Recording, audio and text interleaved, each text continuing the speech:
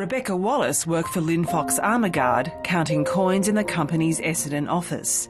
On Melbourne Cup Day 2007, she lifted a heavy bag of coins and began on a course with tragic consequences. She picked up a bag weighing over 32 kilos. And she came home actually that day from work and said to me, "Mum, my neck is killing me." In the next couple of few weeks, she was in really bad pain. I said to her straight away, "Go on work cover." She said, "No, Mum, I don't want to go on work cover.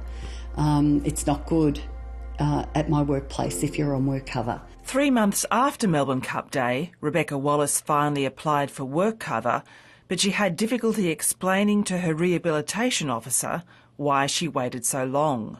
She would constantly ring Rebecca, say to Rebecca, "I think you're being a bit of a sook.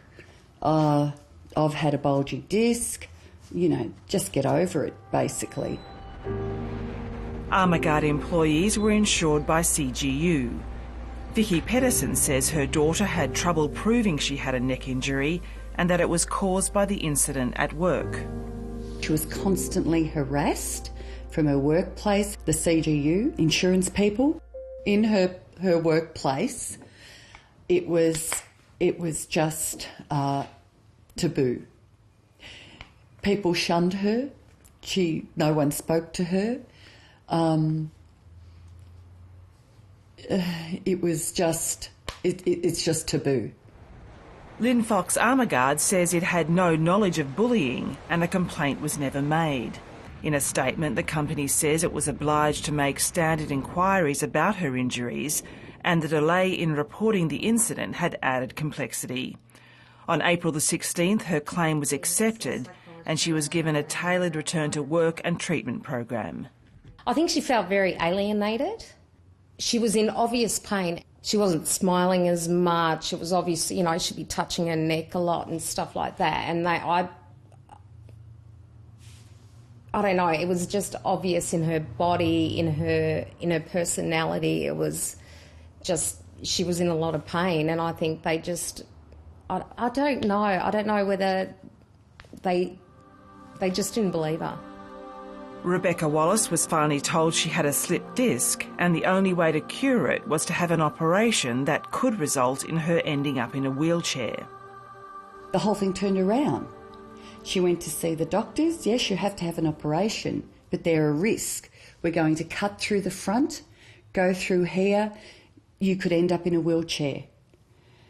To take all that on board for a girl that's been told, basically there's nothing wrong with you and you'll be fine, I think it tipped her. On July the 7th, 2008, 8 months after her injury at work, Rebecca Wallace took an overdose of her painkillers. She left this note. "I'm sorry to do this, but I feel I'm stuck. My brain and body hurt, and all as I've ever worked for was a nice life. I can't see past this pain. I love you all and will be watching over you." Thanks to her friend, Lisa Consol Magno, she was found in time and taken to hospital. But after 2 days, Rebecca was released from the Royal Melbourne and went to stay at her grandmother's place. 2 days later, she tried again.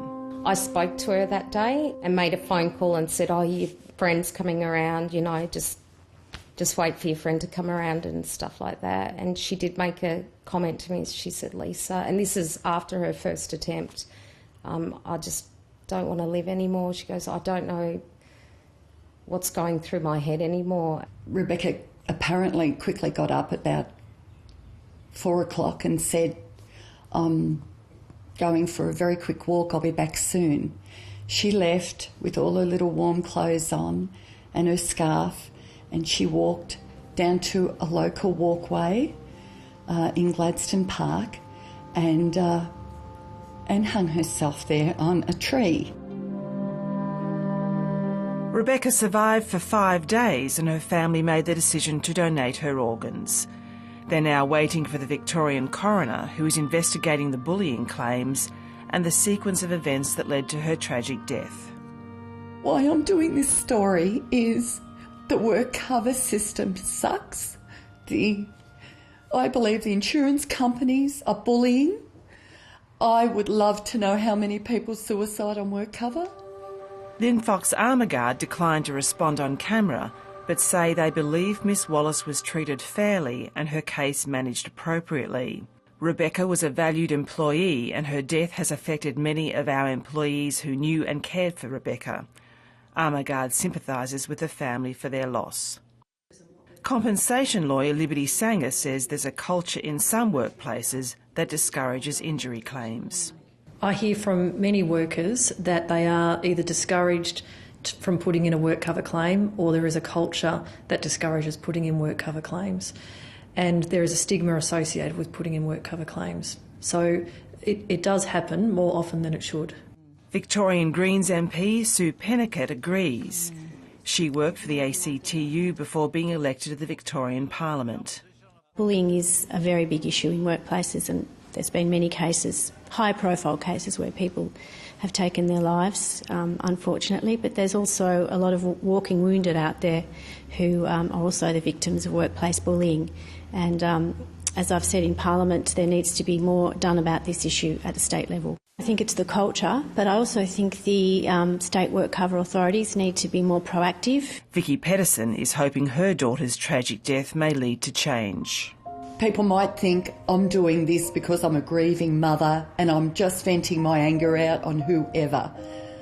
But something went very wrong with the company, the bullying of the insurance companies,